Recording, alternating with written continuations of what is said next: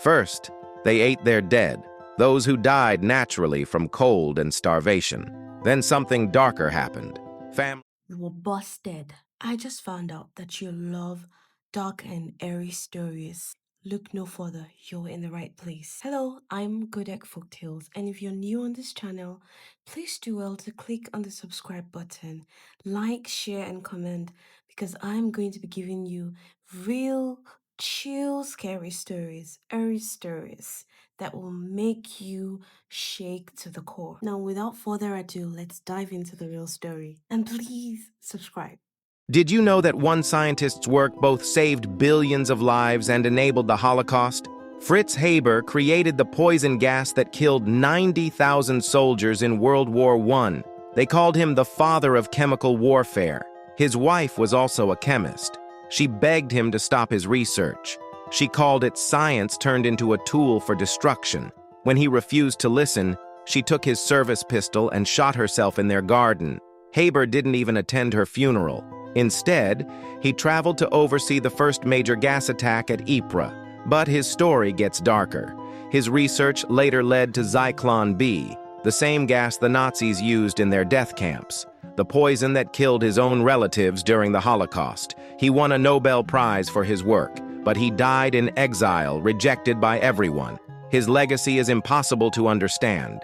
His fertilizer research saved billions from starvation, but his chemical weapons enabled genocide. One man, two discoveries, the power to feed the world and destroy it. Did you know America secretly hired over 1,600 Nazi war criminals after World War II? Operation Paperclip was the most disturbing cover-up in U.S. history. While families mourned their murdered loved ones, the American government was making deals with their killers. Werner von Braun used slave labor to build rockets that killed thousands of innocent people.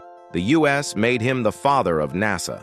Kurt Blome tortured concentration camp prisoners in biological warfare experiments.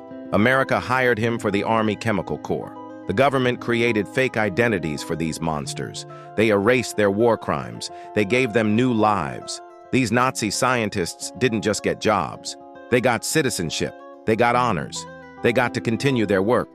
The rockets that took America to the moon were built by the same hands that built weapons of mass murder. The medical research that saved American lives came from experiments on human beings in concentration camps. For decades, this program stayed classified. The victims' families never got justice. The Nazis didn't just lose the war, they won new employers. In 1922, something unthinkable happened at a remote farmhouse in Bavaria. 6 people were brutally murdered with a farming tool, but the killer didn't leave. For days before the murders, the family heard footsteps in their attic. They found mysterious footprints leading to their house, but none leading away. Their maid had quit weeks earlier, claiming the place was haunted. After the killings, the murderer stayed on the property, feeding the animals, eating their food, making fires in the fireplace. Neighbors saw smoke from the chimney, but the family never came outside. When police finally investigated, they discovered something even more disturbing. The killer had braided the dead daughter's hair after murdering her. The youngest victim had survived for hours, pulling out her own hair in terror before dying. All 6 bodies showed signs of torture. Over 100 suspects were questioned. None matched. The case remains Germany's most infamous unsolved mass murder. Someone lived among the dead for days, fed their livestock, slept in their beds, and then simply vanished. In 1846, 87 pioneers set out for California with dreams of a new life. They never imagined they'd become history's most horrifying example of survival cannibalism. The Donner Party got trapped in the Sierra Nevada mountains during a brutal winter. When their food ran out, they built shelters from their wagons and waited for rescue. But rescue never came. First, they ate their dead, those who died naturally from cold and starvation. Then something darker happened. Families turned on each other. Some members refused to eat human flesh and starved to death. Others not only ate it, but began to crave it. Parents fed their own children human meat without telling them what it was. When the psychological breaking point hit, natural death wasn't enough anymore. They started killing each other for food. When rescuers finally arrived in spring, They found evidence of systematic butchering.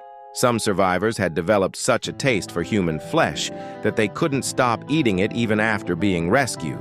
Only 48 of the original 87 survived the winter that turned ordinary people into cannibals.